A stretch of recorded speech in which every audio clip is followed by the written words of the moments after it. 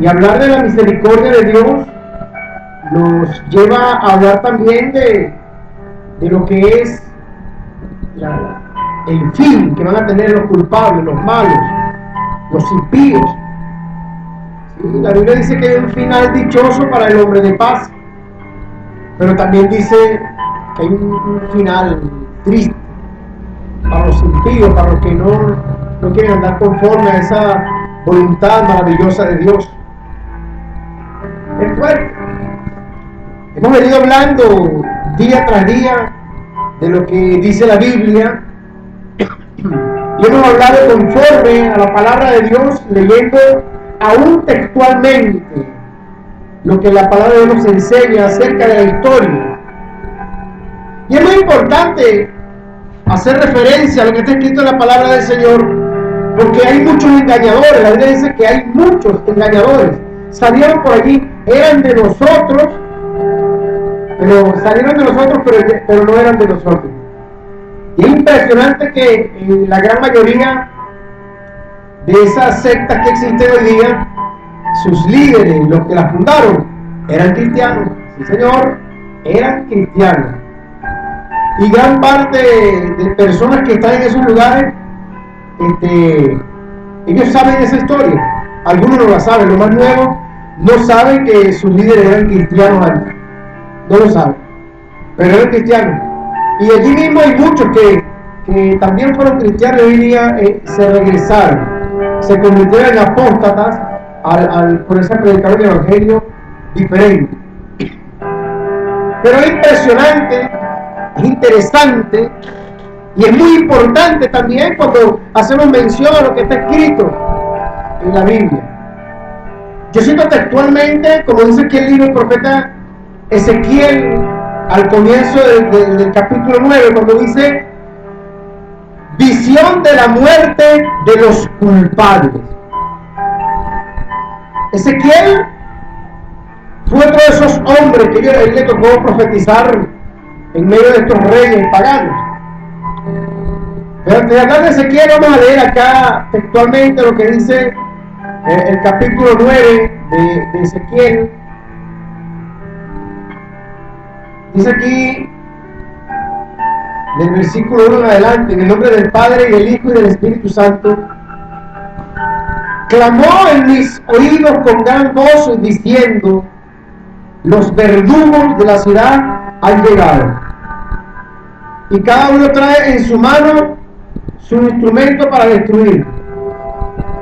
Y he aquí 6 varones venían del camino de la puerta de arriba que mira hacia el norte, y cada uno traía en su mano su instrumento para destruir. Y entre ellos había un varón vestido de lino, el cual traía a su cintura un tintero de escribano. Y entrados, se pararon junto al altar de bronce, y la gloria del Dios de Israel se elevó de encima del querubín sobre el cual había estado al umbral de la casa.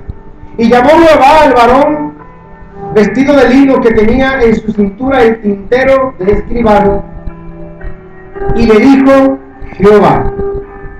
Interesante aquí en el versículo 4. Miren lo que le dijo Jehová: pasa por en medio de la ciudad, por en medio de Jerusalén, y ponles una señal en la frente a los hombres que gimen y que claman a causa de todas las abominaciones que se hacen en medio de ella. Y a los otros dijo, oyéndolo yo: pasad por la ciudad en pos de él y matad. No perdone vuestro ojo, ni tengáis misericordia. Versículo 6 dice: matad a viejos, jóvenes y vírgenes, niños y mujeres, hasta que no quede ninguno. Pero a todo aquel sobre el cual hubiere señal, no os acercaréis, y comenzaréis por mi santuario. Gloria al Señor. Amado, esta era una de las últimas profecías que Dios envió al pueblo de Jerusalén antes de su destrucción. Ya la nación de Israel, que su capital era Samaria, ya había sido destruida ya, y había sido dispersado este pueblo completo. Faltaba Judá, que vieron lo que le acababa de acontecer a Israel, y aún así no se percibieron de su malo camino. Ezequiel, llamado en teología uno de los profetas mayores, él era hijo de un sacerdote llamado Uzi, y se cree que él fue criado allá en el templo, ¿no? En los alrededores del templo, con intención de que continuara con el oficio de su padre. Ese es el profeta Ezequiel. Pero recordemos que aproximadamente 597 años antes de Cristo hubo una toma militar. Eso aconteció, ¿verdad? Esa fue la primera parte del cautiverio de Jerusalén. Dice que llegó Nabucodonosor, se llevó preso a una gran cantidad de gente. Si lo citamos textualmente en 2 Reyes 24:14, dice que llevaron preso a todos los príncipes, a todos los hombres valientes, se llevaron a los artesanos, a los herreros, y solamente dejaron los pobres del pueblo de la tierra. Solamente a los pobres del pueblo.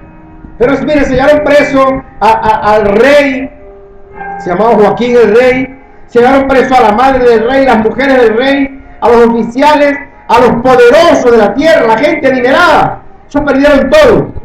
Se llevaron preso también para Babilonia. Y fueron todos cautivos. Bueno, en este cautiverio cayó el profeta Ezequiel. Él estaba preso también allá. Y no sabemos, la historia no nos refleja cuánto tiempo estuvo preso. Quizás toda su vida estuvo preso. Él estuvo con los demás cautivos, pues, junto al río, un río llamado Quebar, ahí estaba con ellos. Pero ese pensamiento desterrado, mira, uno de los problemas más grandes que se le presenta al ser humano cuando le sobreviene el mal es que comienza a recordar los momentos buenos. Ezequiel no era de los malos, él estaba sufriendo las consecuencias del pueblo. Es como cuando me preguntaba en estos días alguien que si en esas inundaciones que hubieron, en esos terremotos que han habido, que si no han habido cristianos. Claro, sí, cristianos buenos, reconocidos, que también les tocó sufrir consecuencias del pecado. Siempre se ha hablado y se les ha recordado a las personas que Dios no estaba prometiendo en su palabra en ningún momento que no vamos a sufrir tribulaciones, persecuciones. No, eso no es lo que ofrece Dios en su palabra. Él nos ofrece la vida eterna. Por eso es que si estamos vivos, estamos con Cristo. Y si nos morimos, tenemos un lugar preparado con Cristo. Porque ya nos hemos adelantado a la situación, arrepintiéndonos de nuestros pecados, convirtiendo nuestros caminos al Señor y viviendo para Él. Eso nos asegura y nos garantiza. Para que esta vez Ezequiel, un hombre de Dios, un profeta, pero había un propósito de Dios que Ezequiel fuera también allá con los cautivos. Ahí estaba, sus pensamientos iban a la ciudad natal y todo lo que en ella pasaba. Dice que tuvo visiones, una vocación profética que tenía, y en esas visiones le pasaron muchas cosas a Ezequiel. En una oportunidad Ezequiel, Dios le vio que se le iba a morir la esposa y le dijo: no llores, no guardes luto, porque estaba mostrándole lo que iba a acontecer con Jerusalén, que iba a pasar por un momento de cautiverio también, por un momento de tristeza, de ruina, de muerte, y no iba a ver quién la llorara. No iba a ver quién la llorara. Eso era la profecía que Dios había hecho respecto a Jerusalén con Ezequiel. Pero había mucho más. El libro de Ezequiel refleja ese conflicto que se presentaba entre los hombres que se prepararon como sacerdotes y Dios. Ese conflicto que había entre los habitantes de la nación y Dios, el Dios que los guardaba, que los salvaba. Ese mismo conflicto que se presenta en este tiempo con la humanidad y Dios. Ese conflicto donde el hombre insiste en vivir del pecado. Algunos, conociendo a Dios, quieren adorar a Dios a través de idolatría y creen que está bien. Otros no quieren nada con Dios, y algunos simplemente se han apartado y han vuelto a sus malos caminos. Es una contienda que se presentó en aquel tiempo y sigue presentándose en este tiempo. La esperanza, amado amigo, la esperanza de ese pueblo estaba puesta en Dios. Ciertamente Dios le hizo una promesa de bendición, de restauración. Dios le hizo una promesa de guardarles, de preservarles por la eternidad. Pero también le dijo a través del profeta Jeremías: de ninguna manera te dejaré sin castigo. Dice que te castigaré con misericordia. De ninguna manera te dejaré sin castigo. Ese es el Dios que estamos hablando. Ese es el Dios que quiere salvarte. Por amor, es que te tranca el camino, te sale al encuentro, no te deja que te salgan bien las cosas. Y algunos se deleitan en el pecado y creen que pudieron jugársela con Dios. No, no te lo creas. Aquí está hablando la Biblia de lo que pasó con la nación que era la niña de los ojos de Dios. Dios estableció el momento en que iban a caer y le mostró a Ezequiel lo que estaba pasando. Cuando dice los verdugos, han llegado los verdugos. Llegó la gente que iba a ejecutar el juicio. Y cuando dice los verdugos, que están refiriéndose a Nabucodonosor, era porque los caldeos del ejército de Babilonia eran gente sanguinaria. Ellos no se conformaban con matar a alguien con una lanza, no, lo torturaban, le picaban la cabeza, le hacían que sintiera dolor, que sus familiares lo vieran, que la gente lo era para sembrar el terror, para que les tuvieran miedo. Por eso es que Dios les llama a los verdugos. Dios lo utilizó. Dice que traían ya en su mano el instrumento para destruir. Pero es impresionante cuando Dios dice aquí que pasa por la ciudad y no perdone vuestro ojo, ni tengas misericordia. Dios da una orden proféticamente que iba a acontecer en un tiempo futuro. Y le decía 9:6 de Ezequiel: matad a los viejos, matad a los jóvenes, matad a las vírgenes, a los niños y a las mujeres. Y mira cómo dice Dios: hasta que no quede ninguno. Y solamente iban a quedar vivos aquellos sobre los cuales hubiera una señal. Porque Dios le dijo primero: anda a ver quiénes son los que están orando. Anda a ver quiénes son los que están clamando. Anda a ver quiénes son los que están gimiendo, sufriendo por los pecados que están aconteciendo. Y les pones una señal. A eso no lo vas a matar. ¿Qué te parece? Ezequiel le correspondió un momento difícil. Dice el libro de Ezequiel, un capítulo antes, en el 8, que ya Ezequiel había tenido una visión, que los pecados del pueblo en Jerusalén, él vio esa visión. Dios le mostraba lo que estaba, le decía: mira lo que está haciendo mi pueblo, detrás de sus cámaras, escondidos, donde ellos piensan que Dios no lo estaba viendo. El hombre peca, las personas hacen lo malo, viven de la apariencia, se cuidan del vecino, se cuidan del amigo, se cuidan del jefe, y se les olvida que Dios está viendo todo lo que hacen. Dios está viendo todo lo que está pensando. Dios está viendo aún lo que está planificando en su corazón. Ese Dios maravilloso, el mismo Dios que estaba allá mostrándole a Ezequiel lo que pasaba allá en Jerusalén. Dice que la visión mostraba los 4 pecados más grandes que cometía el pueblo, por los cuales fueron destruidos. Y hoy en la actualidad siguen cometiendo los mismos pecados. Y por eso, querido amigo, los impíos, aquellos pecadores que no quieren arrepentirse, aquellos que se burlan del mensaje, aquellos que ponen tropiezo si no se arrepienten oportunamente. Es triste, pero también van a ser destruidos. Dice que uno de los pecados que estaba cometiendo el pueblo allá en Jerusalén es que habían levantado una imagen en una de las puertas del templo. Se cree que era la diosa Astarte, no está seguro. Esa diosa Astarte era una diosa perversa de Babilonia, que le gustaba los ritos que le hacían, los rituales, tenían que ver con el sexo, con los pecados sexuales.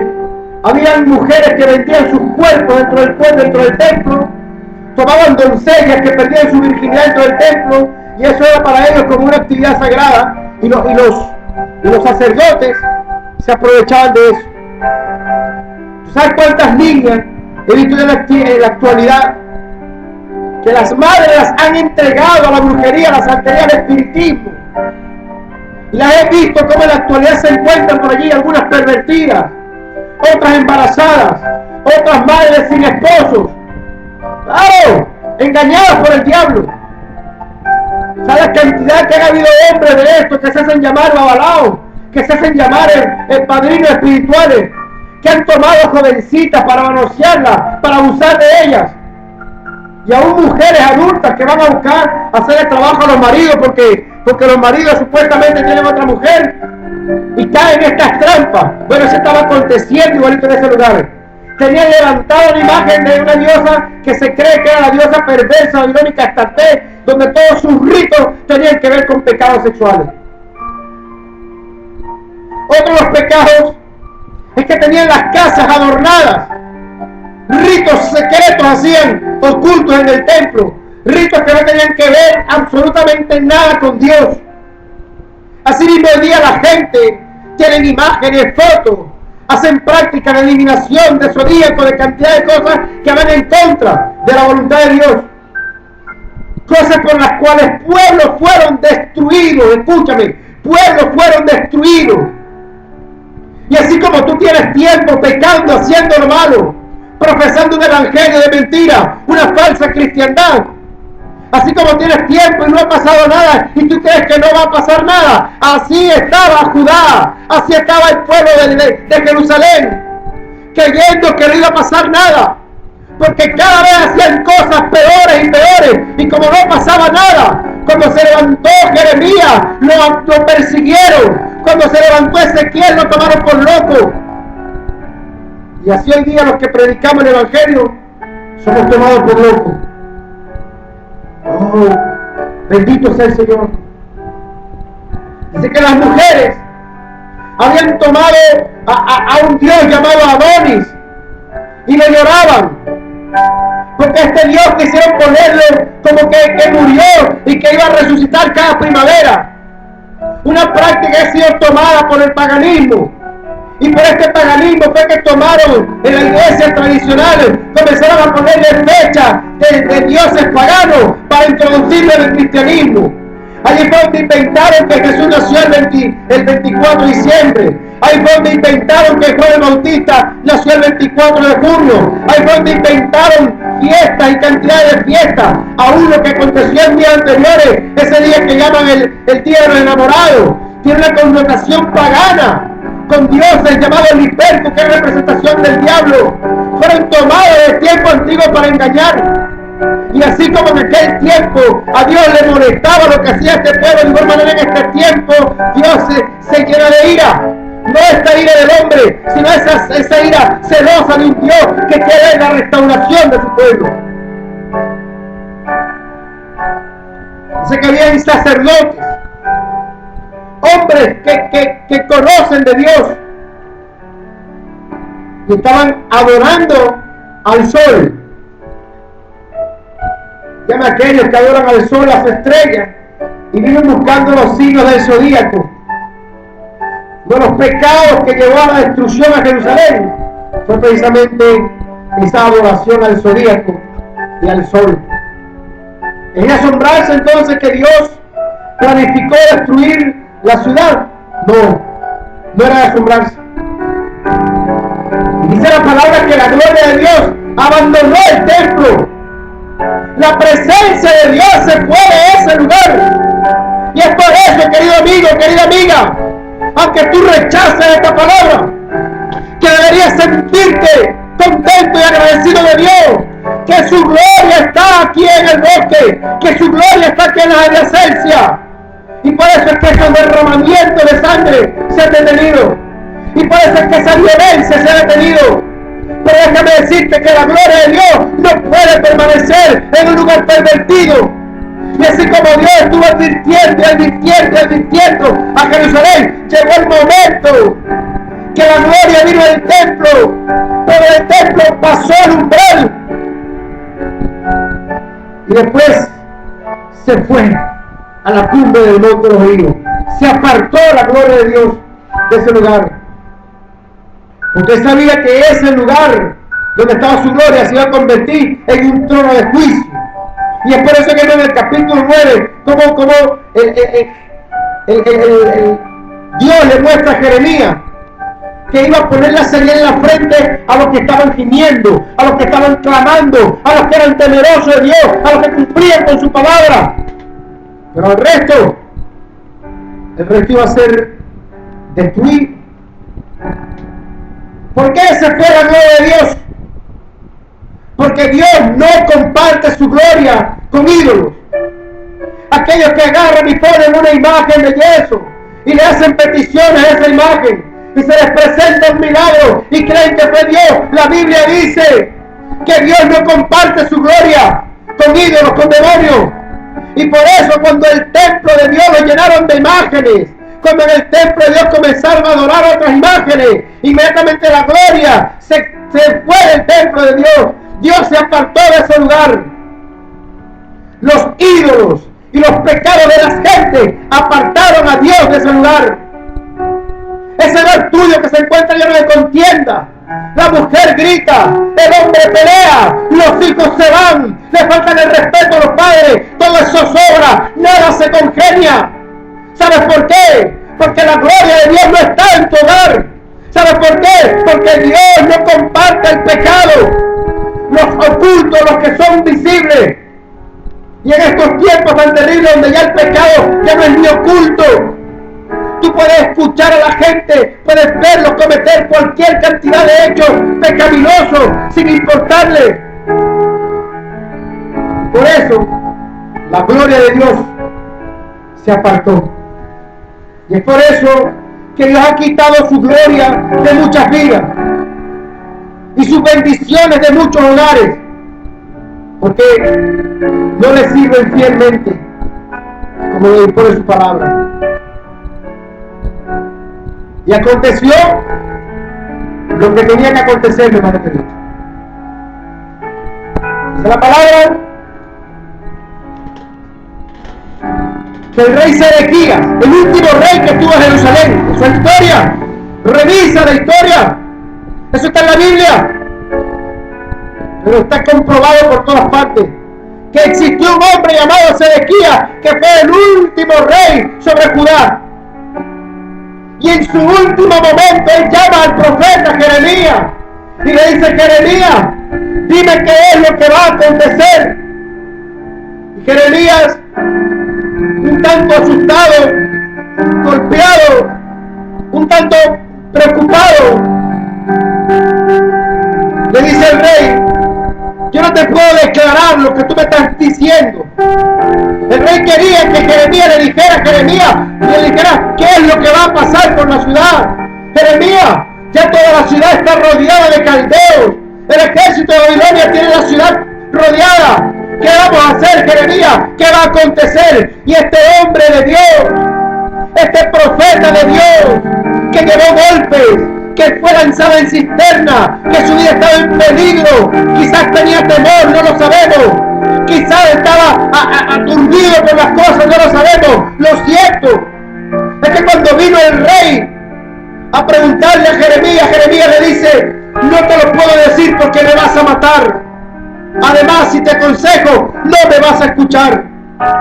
Y el rey le dijo en secreto: Jeremías, yo te prometo que no te voy a matar, ni te voy a entregar en manos los que buscan tu vida, te lo prometo, Jeremías. Eso está en el capítulo 38 del libro del profeta Jeremías.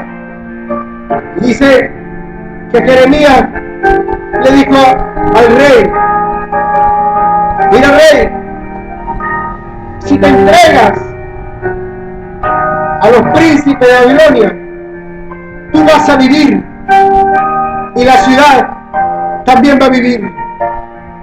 Y va a vivir tú y tu casa. Esa fue la última oportunidad que tuvo el rey. Oh, querido amigo, ojalá esta noche no sea tu última oportunidad. No lo sabemos, porque hay muchos que están planificando salir ahora a hacer de la suya. Hay una gran cantidad de personas en este momento haciendo lo que no deben. Hay una gran cantidad de personas blasfemando contra Dios. Hay una cantidad de personas deseando que una brisa tumbe las cornetas y se calle la boca de Dios en este lugar.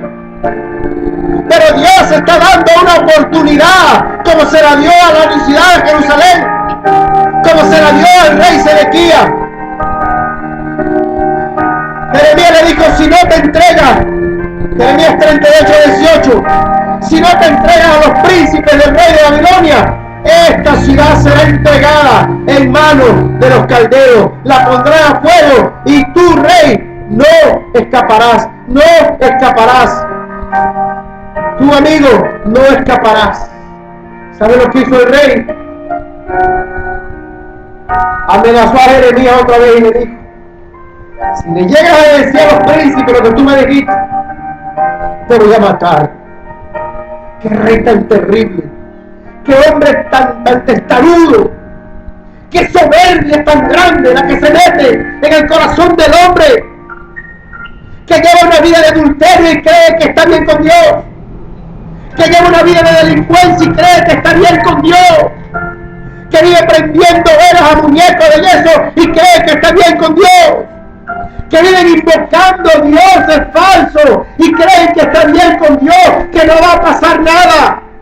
Así estaba este rey. El profeta, arriesgando su vida, vuelve a hablarle, vuelve a advertirle, vuelve a decirle que hay oportunidad de restauración. Pero este hombre soberbio no quiso hacer caso y el pueblo completo siguió a este hombre soberbio camino de muerte. Dice que llevaba ya 9 años, escúchame, 9 años de rey. Y en el mes 10º de ese año, escúchame bien, te lo estoy diciendo de la Biblia. Dice que en el 10º mes del 9º año que tenía de rey Sedequías, 9 años de oportunidades. En el 10º mes llegó Nabucodonosor con todo el ejército, rodearon la ciudad y todavía tuvo 2 años más Sedequías de oportunidad. Pero después de 2 años que tenía el rey rodeando la ciudad, Sedequías no se arrepintió y los caldeos lograron abrir una brecha en el muro y entraron todos los príncipes de la ciudad. Y el rey de Babilonia dice que de noche se fueron por el huerto del rey, por la puerta entre los 2 muros, y salió por el camino del Arabá. Pero el ejército de los caldeos persiguieron, escúchame bien, lo que pasó con este último rey de la ciudad de Jerusalén, Sedequías. Los caldeos siguieron, capítulo 39, verso 5 del libro del profeta Jeremías. Alcanzaron a Sedequías en los llanos de Jericó y se lo trajeron. Ellos pudieron haberlo matado, fíjate que eran verdugos, gente que torturaban primero antes de matar. Lo llevaron a Ribla, donde estaba Nabucodonosor, el rey de Babilonia, y Nabucodonosor de una vez lo sentenció. ¿Saben lo que hizo? El rey de Babilonia agarró al rey Sedequías y puso delante de él a todos sus hijos y se los degolló uno por uno en su cara. Y eso fue lo último que vio este hombre Sedequías, porque después que le mataron a cada hijo, le sacaron los ojos a Sedequías, le pusieron unos grillos y lo llevaron por un calabozo hasta que muriera. Los caldeos quemaron la ciudad completa, arrasaron con el templo, destrozaron todo. ¿Y sabes quién fue el único a quien Nabucodonosor le tuvo misericordia? Al profeta Jeremías. Que él le dice a Nabucodonosor, le dijo al capitán, a Nabuzaradán, le dijo: busca a Jeremías y cuídalo. ¡Santo! El rey mandó al capitán de la guardia y le dijo: cuida a Jeremías, no le hagas ningún daño, sino que haz lo que él quiere hacer. Bendito el Señor, bendito el Señor.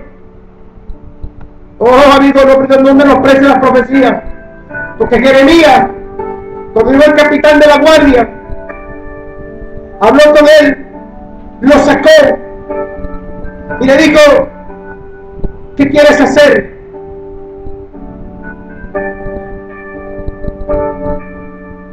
¿Te quieres ir a Babilonia o quieres quedarte en la ciudad? Lo que sea que quieras hacer, hazlo. Así es. Y Jeremías decidió quedarse en Jerusalén. ¡Qué amor de Dios tan grande! ¡Qué amor de Dios tan grande!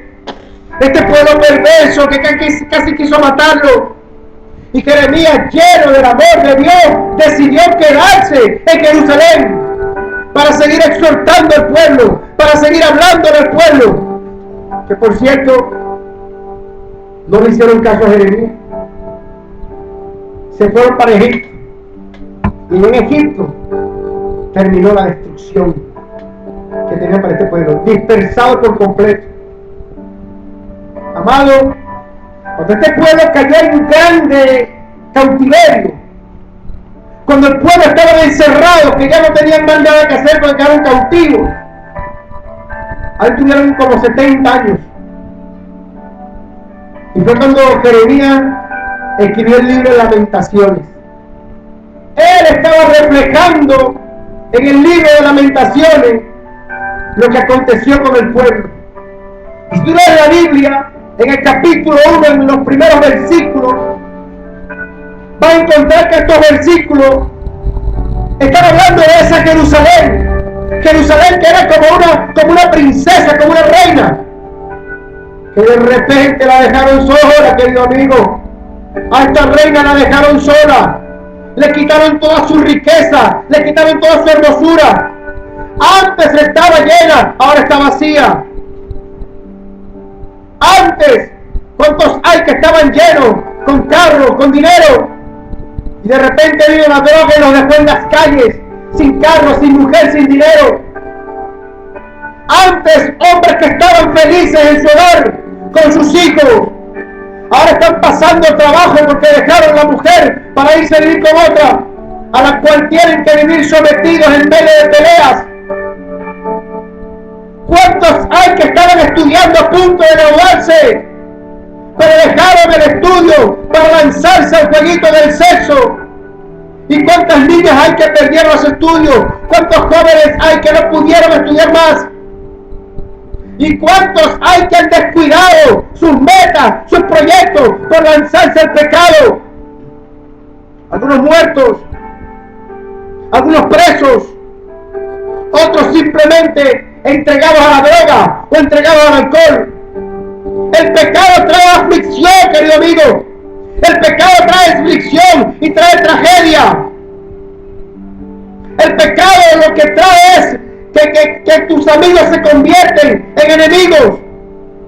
El pecado que trae es que Satanás te toma como un juguete para que tú hagas únicamente que lo que él quiere. Y cuando tú escuchas a esos muchachos inflados, yo hago lo que me da la gana, yo hago lo que me da la gana, le dicen al papá, yo hago lo que me da la gana, le dicen a las madres, y salen a las calles a hacer lo que ellos dicen que le da la gana. Déjame decirte, tú no estás haciendo lo que te da la gana, estás haciendo lo que le da la gana al diablo. Estás haciendo las obras de Satanás. Satanás está burlándose de ti. Satanás está convirtiéndote en una piltrafa para destruirte. Satanás está sacándote el juguito. Y Dios, por su infinita misericordia, te ha mantenido vivo.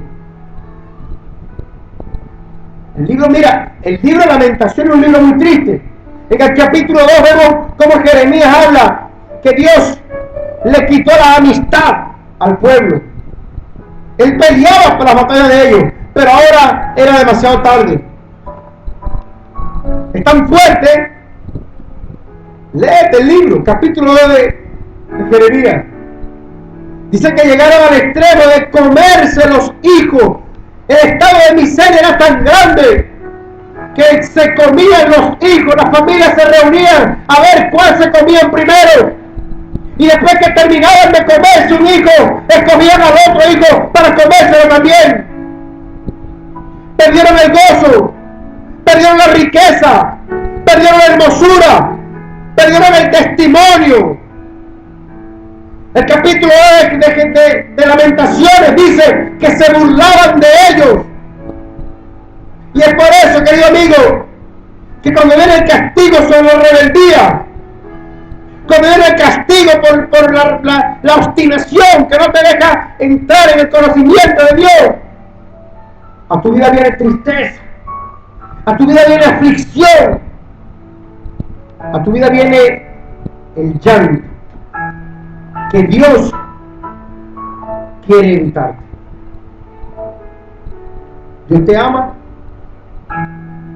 Cuando Dios me pone aquí a hablar de estas cosas, no es que Dios quiera destruirte, Dios quiere bendecirte. 11 años estuvo Sedequías rebelado contra Dios, pero 11 años estuvo él como rey rebelado.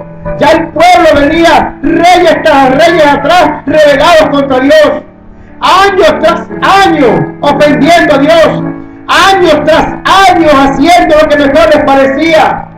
Y como dice el libro de Sofonías que hablaba días atrás, comentando que Dios no iba a hacer nada, engañando a ese mismo que nada iba a pasar. Pero cuántas oportunidades, yo no sé tú que me estás escuchando, cuántas oportunidades te ha dado Dios. Oh amigo, abre tus ojos, abre tu oído, rechaza la maldad, recházala ahorita mismo, restaura tu vida, que es una oportunidad que Dios te está dando, porque te ama. Únete a aquellos grupos que dice el libro de Ezequiel, el capítulo 9 que acabamos de leer, en el versículo 4. Hombres y mujeres que gimen y que claman a causa de todas las abominaciones. Bendito el Señor. Y yo quiero orar porque sé que hay muchos que oyen esta palabra y quisieran cambiar. Y a veces sienten como que no hay forma, como que no hay manera. Sí la hay. La oportunidad en Cristo. La hermosa, la preciosa oportunidad. La restauración, la oportunidad de una nueva vida. De modo que si alguno está en Cristo, nueva criatura es, las cosas viejas pasaron. Y aquí todas son hechas nuevas. Padre, en el nombre de Jesús de Nazaret, clamando estoy ante tu presencia divina y maravillosa, una vez más, en esta noche que te plació que muchos oyesen tu palabra, en esta noche que te plació que muchos aprendieran de la historia que nos muestra quién eres, cómo actúas, qué piensas y cuál es el destino de los que hacen el bien, así como el destino de los que hacen el mal. Padre, quiero pedirte en esta noche por esas madres que lloran, por esos padres preocupados, especialmente aquellos que perdieron la autoridad sobre sus hijos y en un estado de desesperación no saben qué hacer y están clamando a ti por ellos. Oh Dios, te pido en el nombre de Jesús que ninguno muera.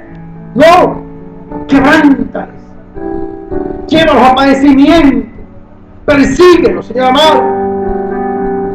Que esa droga que se va a consumir hoy sea la última, que les cause un efecto, un dolor de barriga, de cerebro, que no quieran droga más nunca.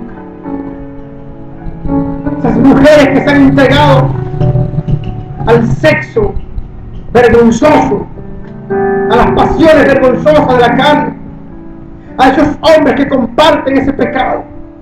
Señor, que ya no sea más, sino quieren dejarlo por sus propios medios. Entonces que sea a través de una enfermedad, pero que puedan entender que tú quieres salvarles. Aquellos que se encuentran atados, Dios mío, a la idolatría, que se caigan de esos altares, que sigan reventándose esas estatuas como se han reventado muchas, que sigan quemándose esas mesas como se han quemado muchas, pero que vivan para que entiendan que tú les amas y quieres salvarles. Y a todos aquellos, Padre amado, que ponen tropiezo al Evangelio, que caigan ellos mismos en sus propias redes, que tropiecen ellos mismos en sus propios tropezaderos, pero que ninguno muera, Padre, sino que entiendan que tú les amas y quieres salvarles. Reprendemos al diablo en el nombre de Jesús de Nazaret. Toda obra de las tinieblas la reprendemos en el nombre de Jesús de Nazaret. Espíritu Santo, en tu mano entregamos toda esta comunidad, con sus gentes, con sus visitantes, en el nombre de Jesús, por siempre. Amén y amén.